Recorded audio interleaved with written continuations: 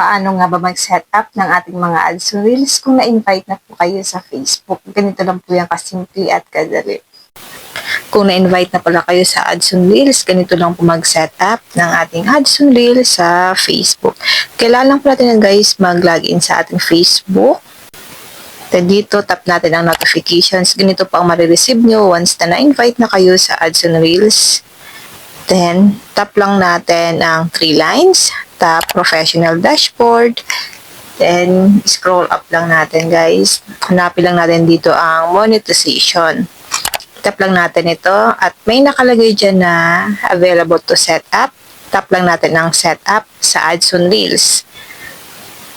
Marami pong mga content creator na gusto magkaroon ng ads on Reels. So, itap lang natin ang add tool para ma-add po siya sa ating tools sa kung saan monetize na tayo sa mga features ni Facebook. So, ganun lang po kadali mag-set up ng ads on Reels sa ating mga Facebook account. Yan lang guys, sana po may natutunan kayo sa aking video. Huwag niyo po kalimutan na i-follow ako at i-share ang ating video para makatulong din tayo sa iba na hindi po alam kung paano mag-set up nito.